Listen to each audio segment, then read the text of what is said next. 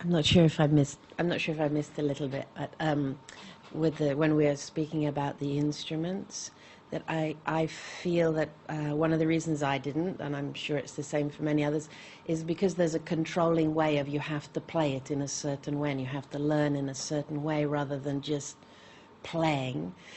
So isn't that a fear of control? Yes, that's what I'm saying. A fear of that. Yeah. No, you're not seeing my point. Inside of you, there is a fear of control. Yes, absolutely. That's what I'm saying. Yes. Yep. And so I've chosen instruments that there aren't rules for, basically. Yeah. So anyway, I felt like commenting about that and realizing that that we are an instrument. So as you use the expression of the voice is our instrument too. Yeah. And definitely I was stopped at a young age, you do not sing. And now it's like, I'll sing anywhere, I don't care how it sounds. I'll just sing anywhere. But there was something in that awareness of disharmony, that we don't like disharmony, confusion, chaos, that sort of it sounds a little bit like that, so we don't like it. Well, but we have to go through that to come into the harmonic. Yeah, the truth is that our brains are constructed in such a way, and even our spirit body and our soul is constructed in such a way that we have a natural resonance to harmony and timing inside of our soul.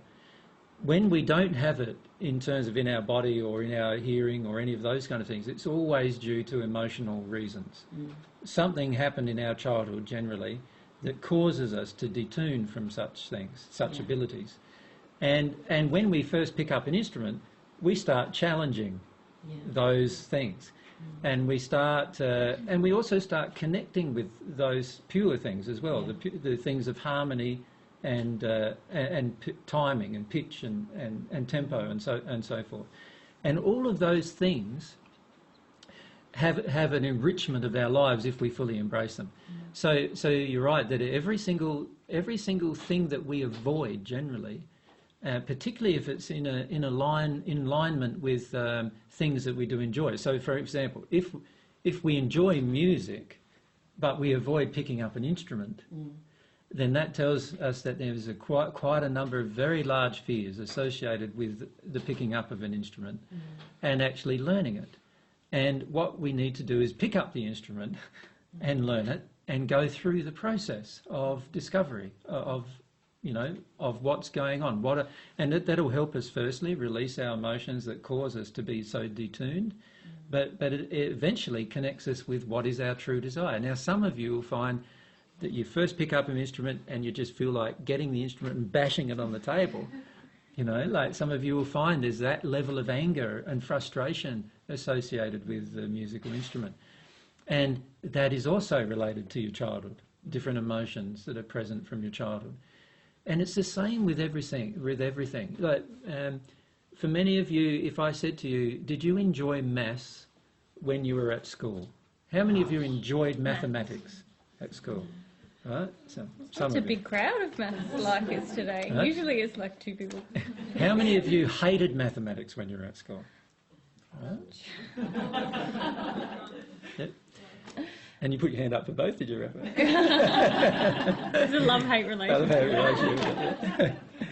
And now the issue for us, many of the times if we hate mathematics, it's not that we don't have a natural ability in our soul towards mathematics, because our soul has a natural ability towards mathematics. In fact, the fact that you like music is proof that it has a natural ability towards mathematics, because it would not understand harmony and resonance and timing and tempo without having some kind of form of mathematics inbuilt within us, right? So the reality is, those of us who find mathematics difficult, you would find that there are some very, very strong emotional reasons why you're finding it difficult, or why you found it difficult when you were young. And those emotional reasons now prevent you from discovering this beautiful world of mathematics. Literally, there is a beautiful world of mathematics. Many of the things in the universe operate completely on mathematics. And if you're blocked to mathematics, you're going to be blocked to understanding and coming to know many things that happen in the universe and many things that happen on Earth as a result of this blockage. Now, can you see, for many of us, all we think of when we think of mathematics is fear. Right? Fear is the main dominant emotion. Now, if fear wasn't the dominant emotion and desire was the dominant emotion to discover mathematics, you wouldn't be waiting for a lecturer to tell you something or a teacher to tell you something about maths. You'd be getting the maths books and looking down and reading and then practically applying them to different things in your life and different things in electronics and physics and science and everything. You'd be applying all the maths to all of those kind of things.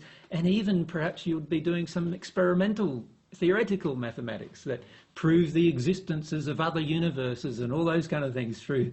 You'd just be fascinated with the entire subject. But if we have a lot of fear associated with it from our childhood, just the word mathematics sends us into a shiver. Yeah? And that's how fear modifies your desire. So while we're afraid, we're going to find it very, very difficult to have our desires. And for that reason, when you first begin the experience of discovering desire, you need to be prepared to discover your fears at the same time. That's the beauty of that process. You need to be prepared to discover and feel your fears. If you're prepared to discover and feel your fears, then there's a high likelihood that you'll engage many of these passions and desires.